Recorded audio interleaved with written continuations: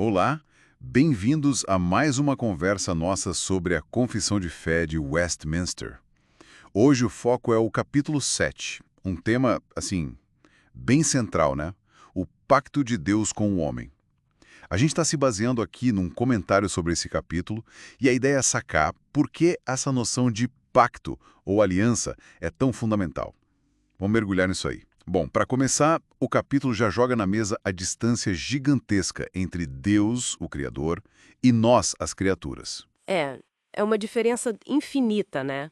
E aí a confissão diz que qualquer relacionamento, qualquer recompensa, só rola por causa de uma voluntária condescendência de Deus. Tipo assim, ele que decide se aproximar e faz isso através de um pacto. Ele não deve nada pra gente, a iniciativa é toda dele. Exato. E essa ideia da condescendência, da soberania de Deus nisso tudo, é a base, sabe? Não é um acordo tipo de igual para igual. Deus define as regras do jogo, digamos assim. E isso é interessante notar, né? Contrasta com algumas visões, tipo a leitura que o Perry Miller fez do puritanismo, que às vezes dava a entender que Deus meio que se limitava pelas nossas ideias de justiça no pacto. Mas não, a teologia da aliança é mais antiga, tem raízes fortes na Irlanda, Escócia, com gente como Cosseios, e sempre ressaltou essa soberania. Condescendência não é Deus ficar menor, mas ele, na sua grandeza, escolher se relacionar. Beleza. E aí o texto fala de dois pactos principais, né, para organizar essa relação. Primeiro tem o tal do pacto de obras. Esse foi feito lá com Adão. E não só com ele, né? Ele representava toda a humanidade. A condição era obediência perfeita. Se obedecesse, ganhava a vida eterna. E essa promessa se estenderia para a descendência dele. O que já era uma graça se a gente parar para pensar.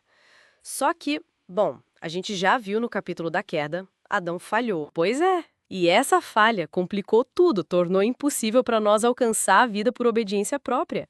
É aí que a misericórdia de Deus brilha de um jeito impressionante. Exatamente. Aí que entra o segundo pacto, o pacto da graça. Já que a gente não conseguia mais cumprir o primeiro, Deus estabelece um novo caminho. Ele continua oferecendo vida e salvação, só que agora o meio é Jesus Cristo. E a condição muda totalmente. Não é mais nossa obediência perfeita, mas sim a fé em Cristo. E o ponto-chave, né? A própria fé não brota da gente. É Deus, pelo Espírito Santo, que dá essa capacidade para os eleitos. Ele que nos faz querer e poder crer. É salvação de graça do começo ao fim. Sim, e essa estrutura de pacto, ela não está isolada nesse capítulo.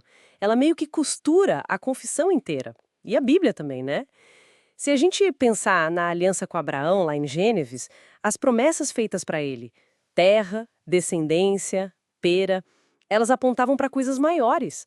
Paulo em Gálatas, o autor de Hebreus, eles mostram isso.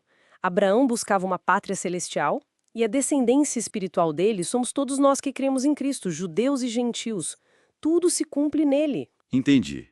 Mas então, como que esse pacto da graça funcionou na prática ao longo da história? Porque tem o Antigo e o Novo Testamento, né? As seções 5 e 6 explicam isso. Dizem que o pacto é um só na essência, mas a administração dele mudou. No Antigo Testamento, era administrado com promessas, profecias, sacrifícios, símbolos, tipo a circuncisão, o cordeiro pascal. Tudo isso apontava para Cristo. E era eficaz, sim, para salvar os eleitos daquela época. A Bíblia até diz que Abraão viu o dia de Cristo, que a rocha que seguiu Israel era Cristo. Isso. Já no Novo Testamento, com Cristo presente, a substância revelada, a administração fica mais direta, mais clara. As ordenanças são mais simples. Pregação da palavra, batismo, ceia. Menos pompa, talvez, mas com uma clareza e um poder espiritual maiores. E o alcance é global, né? Para judeus e gentios sem distinção. O fundamental é sacar a diferença entre a substância do pacto, salvação em Cristo pela graça mediante a fé, que nunca mudou, e a administração como isso foi revelado e vivido. Ninguém nunca foi salvo por obras da lei, como Romanos 3 deixa claro. Abacuque já dizia, o justo viverá pela fé. Aquela imagem da oliveira em Romanos 11 é perfeita para isso, né? Os gentios crentes sendo enxertados na mesma árvore da promessa. Certo, certo. Então, amarrando tudo, né? A confissão mostra um plano de Deus que é unificado, consistente, O jeito como ele se relaciona e salva é por meio de pactos. Deus soberanamente define como vai ser. Tudo aponta para Cristo e culmina nele. E o pacto da graça é essencialmente o mesmo desde a queda, só administrado de formas diferentes. Exato.